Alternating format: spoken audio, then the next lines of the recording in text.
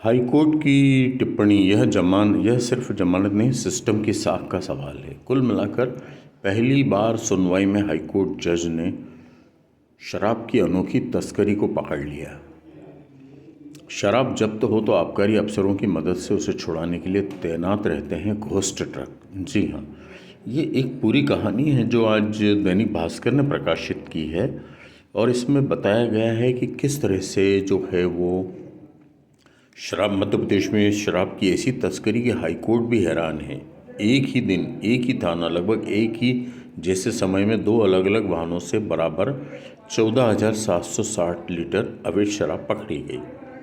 अब दिलचस्प बात यह है कि आबकारी विभाग ने दोनों वाहनों के संबंध में कहा कि एक खराब हो गया था, इसलिए शराब को दूसरे में लोड किया गया, इसलिए जब्त शराब तथा वाहन छोड़ दिए गए।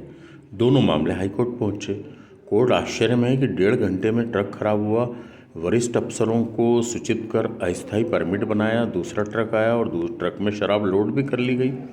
कोर्ट को मामला पूरा संदिग्ध लगा। कोर्ट ने क्या किया कि दोनों ड्राइवरों की जमानत याचिका खारिज कर दी। साथ ही आबकारी विभाग के कामकाज और तस्करों से मिली भगत पर सवाल उठाते हुए 21 अप्रैल को डीजीपी को एसआईटी जांच के आदेश दिए। कोर्ट ने स्पष्ट कहा कि यह कोई सामान्य जमानत का मामला नहीं बल्कि सिस्टम की साख से जुड़ा हुआ प्रमुख मुद्दा है।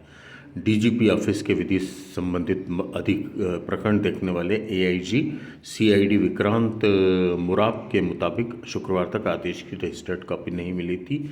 आदेश मिलते ही आगामी कार्रवाई करेंगे। बता दें कि इस क्षेत्र में तस्करी की यह आम प्रैक्टिस है।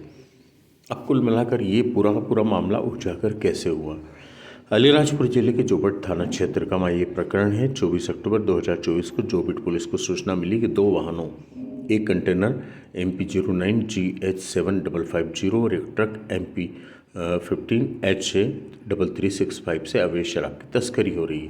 पुलिस ने फलिया चेक पोस्ट पर कंटेनर को पकड़ा और रेलवे ब्रिज के पास बाग रोड पर ट्रक को रोका। दोनों से 14,760 लीटर अंग्रेजी शराब जब्त की गई, जो अलग अलग बैच नंबर और तारीख की थी। कंटेनर के ड्राइवर शांतिलाल उर्फ सुनील तथा ट्रक ड्राइवर गजेंद्र को मौके पर गिरफ्तार किया गया। दोनों के पास से शराब के परिवहन से संबंधित कोई वैध परमिट नहीं था। कंटेनर मामले में अपराध क्रमांक 470/2024 और ट्रक मामले में 469/2024 दर्ज किया गया। 4 फरवरी 2025 को इंदौर बेंच में जस्टिस संजीव एस कलगांवकर की कोर्ट में दोनों ड्राइवरों की जमानत याचिकाओं पर एक ही दिन सुनवाई हुई।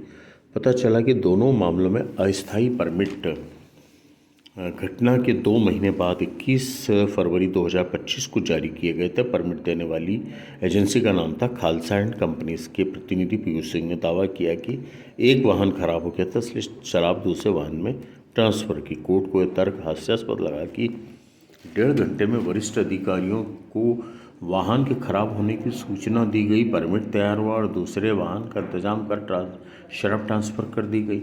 गंदवानी जिला धार के आबकारी उप निरीक्षक राजेंद्र सिंह चौहान कोर्ट में पेश हुए। उन्होंने स्वीकार किया कि उन्हें रात 8:30 बजे वाहन खराब होने की सूचना मिली थी और 10:10 पर शराब दूसरे वाहन से रवाना कर दी गई। कोर्ट ने पूछा कि क्या 1.5 घंटे में पूरा प्रशासनिक और लॉजिस्टिक काम संभव है? चौहान संतोषजनक उत्तर नहीं दे पाए। कोर्ट ने पाया कि दोनों मामलों में एक जैसी कहानी गढ़ी हुई है। पहला वाहन खराब हुआ, फिर दूसरा आया और शराब ट्रांसफ़र कर दी गई। 2 महीने बाद अस्थायी परमिट दिखाया गया, जिससे शक गहरा हो गया कि अफसर तस्करों से मिले हैं। जिला कोर्ट को भी गुमराह किया गया।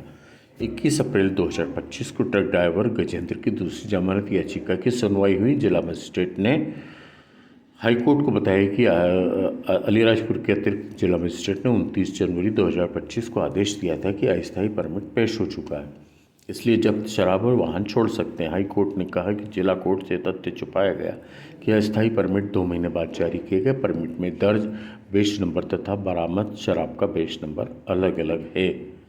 तो कुल मिलाकर ये हाई कोर्ट ने एक बहुत बड़ा मामला पकड़ा है, जिसमें कि आबकारी अधिकारियों की और आबकारी शराब की तस्करी करने वालों की जो है वो मिलीभगत सामने आई है।